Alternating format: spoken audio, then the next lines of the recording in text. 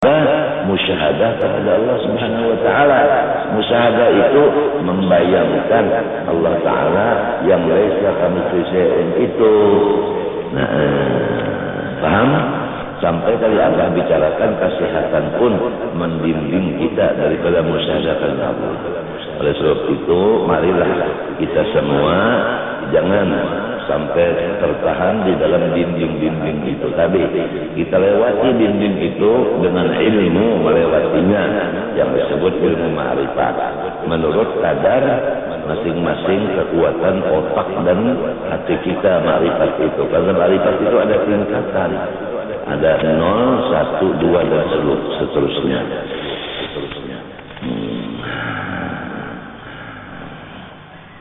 Ringkasnya, ma'rifat itu berguru.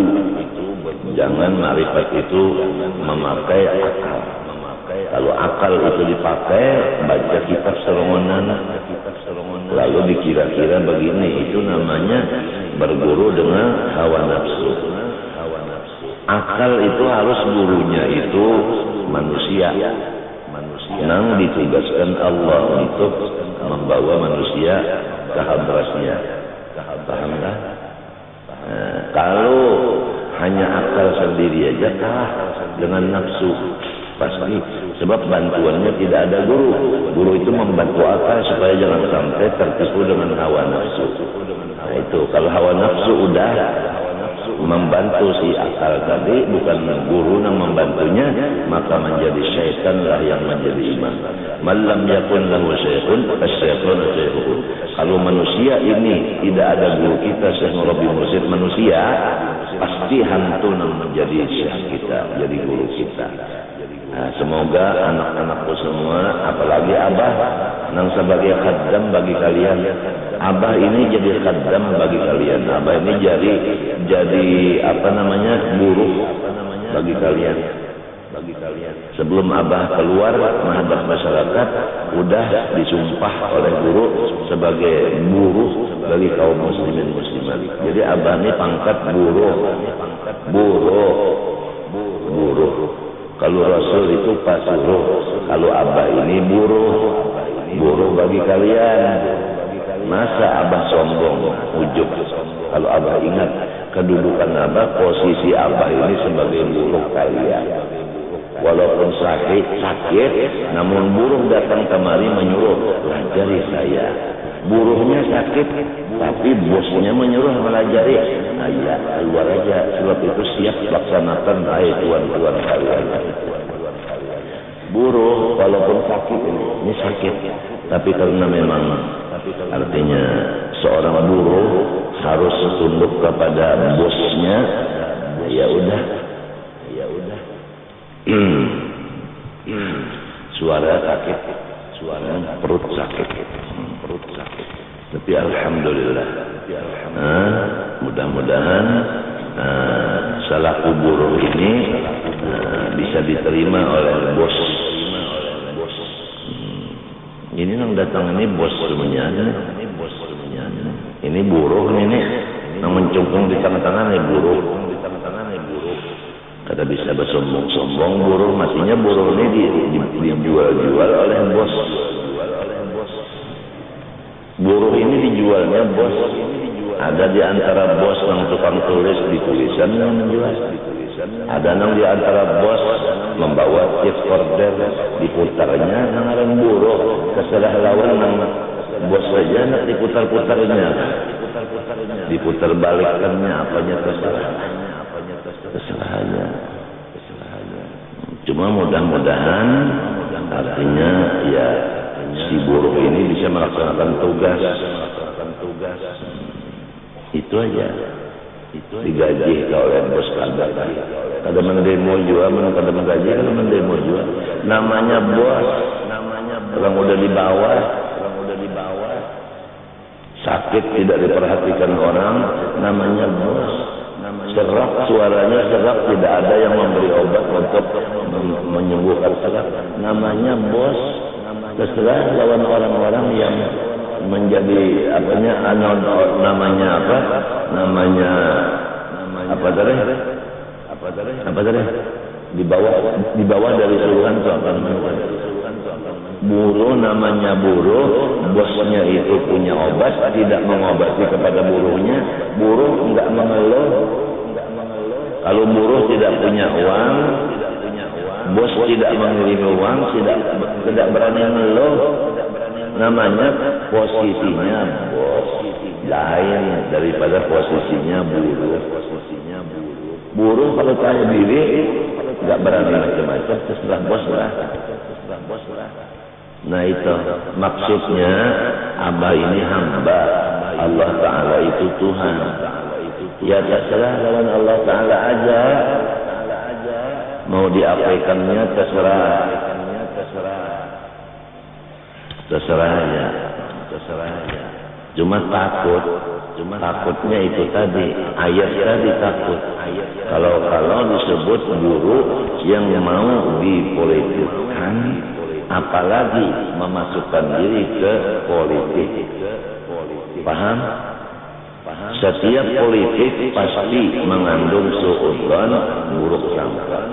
Setiap buruk sangka menurut dalam Al-Quran, "Wadzalikum dhannukumul ladzi dhanantum birabbikum ardaakum fa asbahtum minal khasirin." Imam Syafi'i menafsirkan ayat itu, politik itu adalah buruk sangka. Buruk sangka itu tanda orang itu su'ul khatimah. Na'udzubillah min dzalik. Hindarilah anak-anakku semua daripada jalan-jalan bakal ke dalam neraka. Apalagi guru-guru daripada teman-temanku ini, janganlah menjadi guru yang bakal membawa muridnya dalam neraka. Allahumma arham ummat Sayyidina Muhammad. Allahumma ighfir ummat Muhammad. Allahumma astur ummat Muhammad. Allahumma ijbir ummat Muhammad. Allahumma farrij qalb Sayyidina Muhammad. Allahumma farrij qalb Sayyidina Muhammad. Allahumma farrij qalb Sayyidina Muhammad ya rabbal alamin. Sekarang Rasulullah SAW dalam kuburnya seakan-akan sakaratul maut, dia sedih dalam kuburnya karena keadaan umat-umatnya masing-masing. Jadi marilah kita membayangkan bahwa Rasulullah sedih dalam kubur gara-gara tingkah laku kita masing-masing. Marilah kita taubat kepada Allah SWT dan kita sekarang berusaha bagaimana supaya Rasulullah jangan sedih dalam kuburnya. Baik pengusaha, baik ulama, baik siapapun berusaha sama-sama semaksimal mungkin untuk menggembirakan Rasulullah sebagai taubat kita yang bakal, yang dulunya kita menyusahkan Rasulullah, sekarang kita menggembirakan Rasulullah. Itu aja, jangan banyak-banyak ilmu, yang penting kau memakai.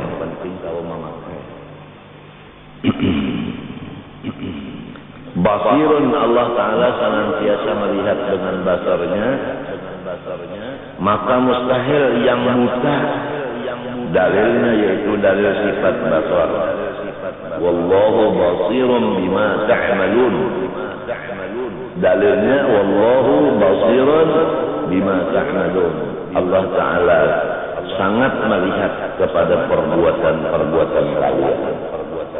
Ada bisa kita hendak bersembunyi, kalau kamu masuk dalam kamar mati lampu menjadi padam di dalam waktu yang gelap sendirian, tetap Allah Ta'ala melihat keadaan kita itu. Atau kita menyembunyikan sesuatu di dalam hati, sedangkan di luar anggota tidak ada yang mengetahuinya, karena kita sangat pintar menutup yang dalam hati itu. Allah tahu. Contoh, kita di dalam keadaan sakit dan keadaan berobat, duit tidak ada, lalu berutang agar berobat karena memang pengeluarannya banyak, lalu kita sembunyikan dan demikian. Seakan-akan kita itu sugih kaya, padahal ada. Nah, walaupun demikian Allah tahu. Ujar Tuhan, Unda melihat nang nyawa itu menyembunyikan kesusahan nyawa, seakan-akan nyawa itu sugih. Unda tahu. Nah itu. Jadi kada perlu lagi kita itu berharap lain, sebab Allah Ta'ala melihat saja keadaan kita ini. Keadaan kita yang susah, keadaan garing, kita dalam perobatan, obatnya larang-larang, dokternya membunguli dan sebagainya. Kula warga kada mau menjamuki, murid-murid kada mau membacakan Yasin membantu supaya kesembuhan kita. Tuhan semuanya melihat memandang yang lain. Murid jangan dipandang, orang sugih jangan dipandang, keluarga jangan dipandang, jiran tetangga jangan dilihat. Lihatlah yang paling dekat. Karena selama masih ada yang lebih dekat, percuma kita melihat yang terjauh. Siapa yang lebih dekat? Wa nahnu aqrabu ilaika min hablil warid. Tidak ada selain daripada Allah Subhanahu wa taala. Alhamdulillah keadaan kita dilihat Allah. Tidak perlu lagi kita melaporkan ke lain. Melaporkan kepada Allah lebih-lebih lagi malu. Kenapa? Karena sidin melihat. Apa perlunya kita melaporkan kepada orang yang melihat? Kalau orang tidak menyaksikan, ya kita melaporkan karena beliau tidak tahu. Kalau beliau menyaksikan berarti tahu. Percuma kita memberitahu lagi orang tahu, tak tahu lagi. Oleh sebab itu hasbi min su'ali ilmu biha. Begitulah adab para ulama salihin, auliya muqarrabin, begitulah terhadap Allah Rabbul Alamin.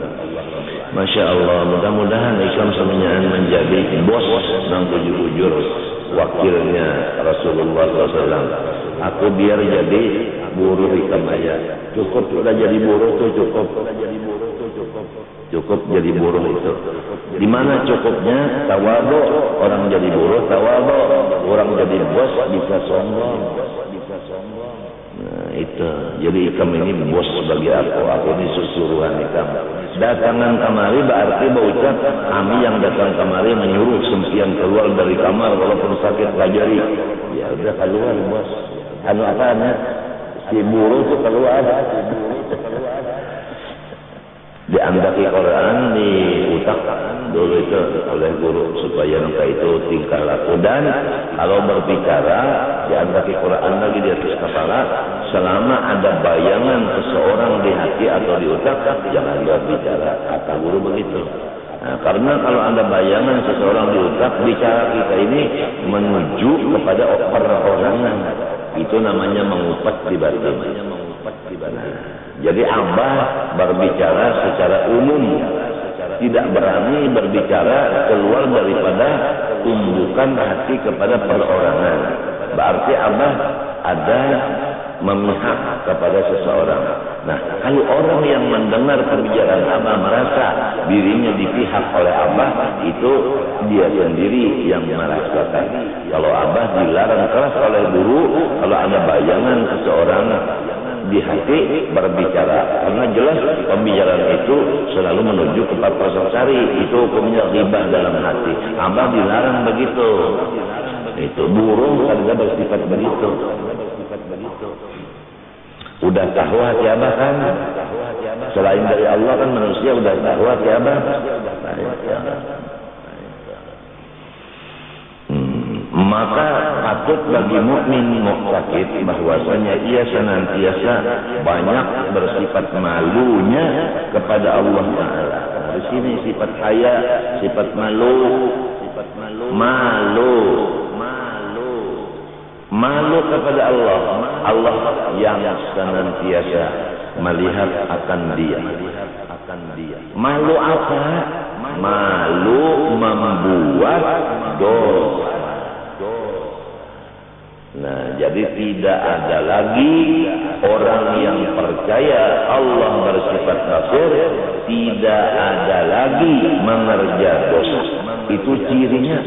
Kalau masih mengerja dosa, belum percaya dengan basir. Di situ aja timbangannya, di situ aja. Masih mengerja dosa enggak? Kalau masih mengerja dosa, belum beriman dengan basirun. Kalau udah percaya dengan basirun, stop, tidak lagi mengerja dosa. Begitulah di dalam kitab ini. Masing-masing kita asam janar siapa merasa pas kada salah.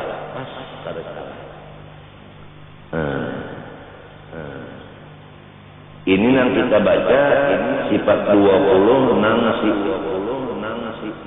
Kalau dahulu itu tahdiri belum mencapai ibtidai. Di bawah daripada kelas 1. Di bawah. Belum lagi tauhid yang kelas 1, apalagi yang penghabisan kelas kuliah, belum lagi kita bicarakan ke sana. Ini baru yang kelas 1 dulu modal, dulu ini dasar, dulu SD-nya dulu. Kalau SD-nya ini belum mengerti dan belum dipakai, mana bisa pakai yang lain. Kalau baju kaos belum dipakai, mana bisa kita pakai jas. Baju kaos dulu, baru lapisan, baru jas, baru mislah di luar, baru rida, selendang.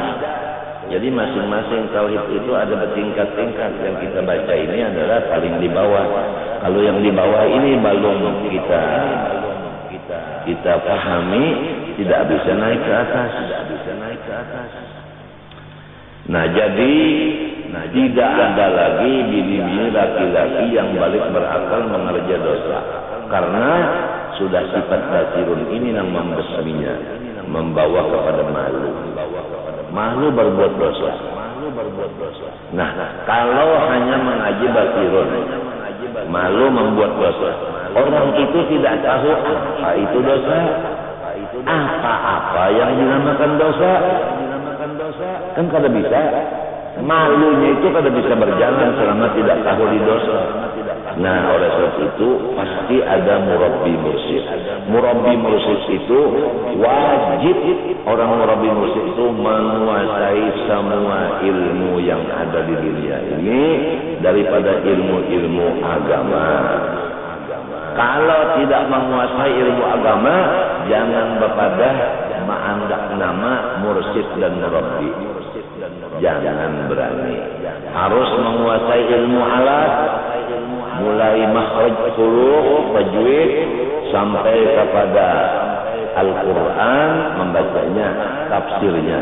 Kemudian fikih, kemudian tasawuf atau tauhid. Dan semua itu komplit dengan alatnya. Sorof, nahu, mantik, usul fikih, usul hadis, usul tafsir, dan ma'ani, badi', ilmu balaghah. Semuanya itu harus menguasai. Nah, itu. Kalau tidak menguasai ilmu alat semuanya, maka tidak sah memimpin masyarakat di bidang apapun. Nah, disinilah hadis Nabi menyatakan, tafaqahu qabla an tasudu. Alimlah dulu semuanya, Pak, sebelum jadi pemimpin. Kita berani memimpin anak min Tuhan. Siapa? Istri. Sedangkan kita belum cukup ilmu. Buktinya bisa menyeret harta yang haram untuk diri dan bini. Kasihan anak mertua sebelum menjadi istri kita, makanan, minuman, pakaiannya halal. Setelah masuk ke dalam tangan kita, makan, minum, pakaian haram. Karena kita tidak memakai fikih. Masih usaha kita di dalam batas-batas haram. Pahamkah? Nah, itu. Kalau sudah batasnya yang haram ditinggalkan, yang subhan, kita mengambil yang halal. Ini kalau tidak alim, kita tidak bisa menyedikiti yang halal. Makanan yang halal yang banyak menyebabkan 10 daripada bahaya. Satu di antara bahayanya, bahwa makan yang halal yang banyak, bahayanya yaitu tidak enak mengerjakan ibadah. Di samping tidak enak mengerjakan ibadah, ibadahnya tidak diberi pahala. Apa itu yang disenangkan? Beribadah sering banyakkan makan gancang, ada berpahala ibadahnya. Coba kamu pikir. Nah, ini kita di dalam sini lagi, di dalam sini makan ketujuh banyak walaupun halal. Nah, kalau kita sudah begini, bini mengajak bini supaya banyak makan dia. Sewaktu di dalam tangan abahnya, inya terdidik makan sedikit, lalu ibadahnya ada pahala nilainya. Sesudah di tangan kita diri makan banyak, rusak anak kurang. Karena kita belum alim.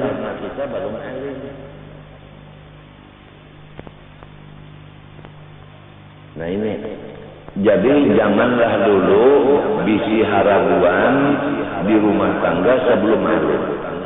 Karena kita aja udah masuk neraka, apalagi yang di bawah kita akan ikut kawan kita sama-sama neraka. Itu nang halal. Nang halal sudah begitu, apalagi nang dari riba, nang dari korupsi, nang dari pemberian orang politik. Orang politik kembali kita duit supaya kita masuk partainya. Orang politik kembali kita duit supaya kita mendoakan loninya. Orang politik sedang bertikai, kita dibalinya duit supaya umpat loninya mendemo. Apalagi itu haram. La'anallahu ar-rashi wal murtasi. Apa tidak ada perorangan dalam hati dan otak, tidak ada bersih, tidak menuju ke mana-mana. Secara umum asam janas. Memang caranya tabligh, caranya dakwah begitu. Kalau dia ada seseorang di dalam hatinya, lalu bicara, dia sendiri sudah neraka. Dia sendiri diperalat oleh setan supaya menuju perorangan. Malu dilihat Allah kalau ada di hati begitu. Enggak berani. Cuma yang mendengarnya aja lagi baku jadi sindir-sindir. Ini aja merasa. Seorang kalau sama anda kena penapa, jadi yang merasa itu yang kepada san, pada bayi musa. Orang kan mau unjuk-unjukin apa-apa, ini seorang yang mengambil paham gitu. Misalnya bos-bos yang datangnya membawa orari atau apa namanya, tapi itu dibukanya waktu ini, jadi kawan-kawannya yang jauh-jauh itu mendengar, langsung menulis dan sebagainya itu tadi menyaksikan dari jauh. Terserah niatnya bos. Namun aku ini sebagai buruh kalian terserah aja mau dijual ke apa kan terserah. Mau dimasukkan ke dalam apa neraka dunia yaitu penjara ya terserah. Terserah aja udah. Terserah kalian. Allah Ta'ala bisa aja menolong hamba. Inna lanansuru rusulana walladzina amanu wa kana haqqan 'alaina nasrul mu'minin. Ujar Allah, aku sesungguhnya menjadi pembantu bagi orang yang menjadi apa tadi? Buruh. Orang menjadi buruh, aku menolong dia Tuhan. Yang lain biar pada menolongnya sama aja mati juga yang lain. Sama aja layan dulu layan pak juga yang lain.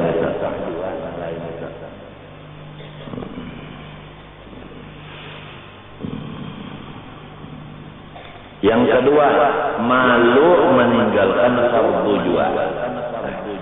Ini meninggalkan fardu itu malu. Nah, sedangkan di sana tadi kan malu membuat dosa. Udah ada di situ meninggalkan apa? Fardu udah ada, tapi ditambah jelas lagi. Seperti meninggalkan yang fardu. Meninggalkan fardu itu kan dosa. Malu. Tadi ada orang tamu banyak, hampir 60-an.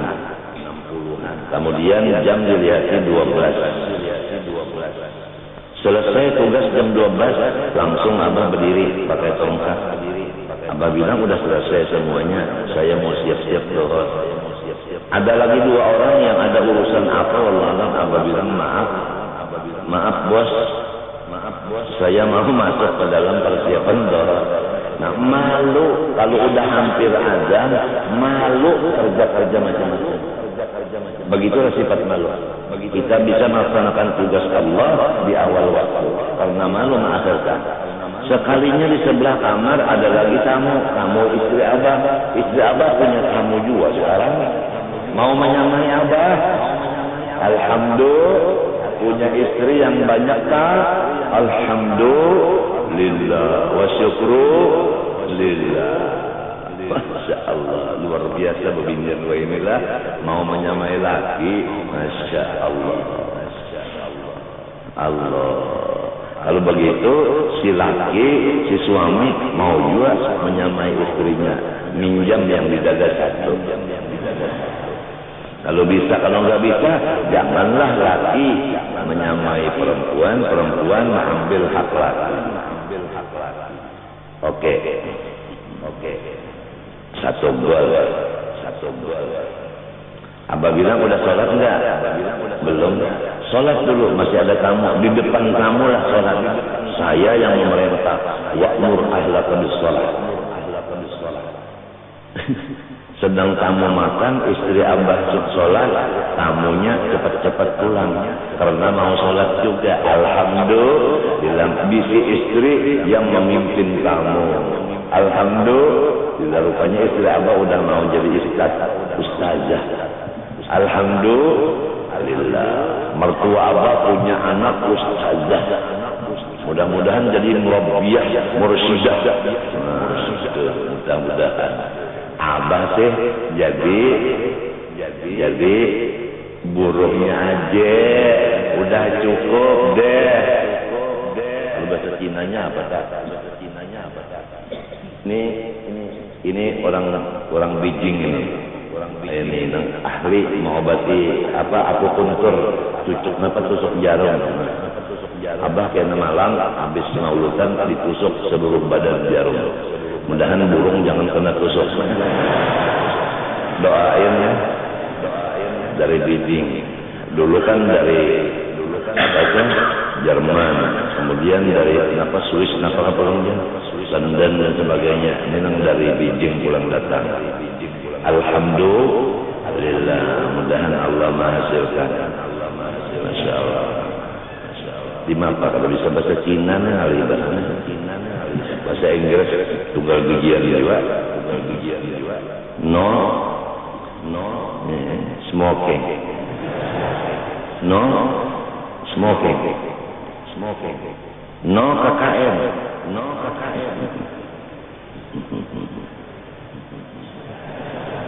Yes.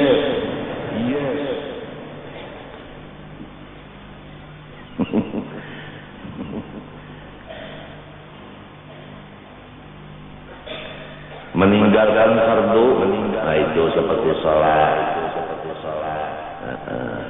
Jadi kalau ada tamu, waktu sholat 5 menit lagi azan, maaf aja kalau ada tamu, kita mau persiapan sholat. Tamunya pun ikut menurut kita juga, dia persiapan juga. Tapi kalau kita ini terus-terusan sampai jam 1, tamunya sampai jam 3, kapan sholat zuhur? Jadi sambil menerima tamu, sambil dakwah. Insya Allah. Nah itulah selama orang itu masih ada di hatinya basirun, dia tidak lagi mengerjakan dosa seperti meninggal yang fardu. Begitulah. Tapi kalau masih mengerjakan dosa, berarti basirunnya tidak sempurna, ma'rifatnya belum sempurna.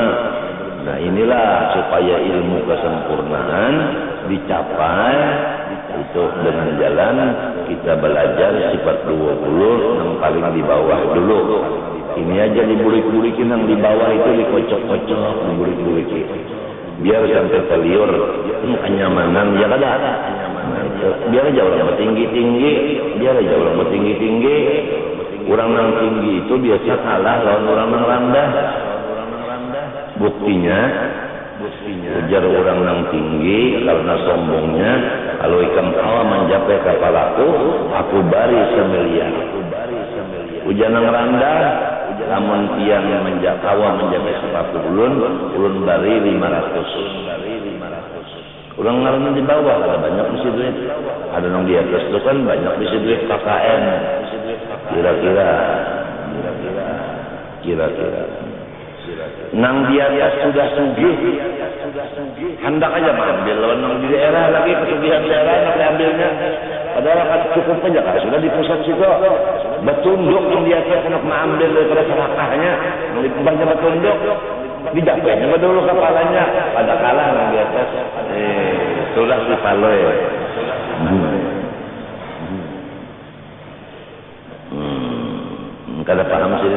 bijing ada paham.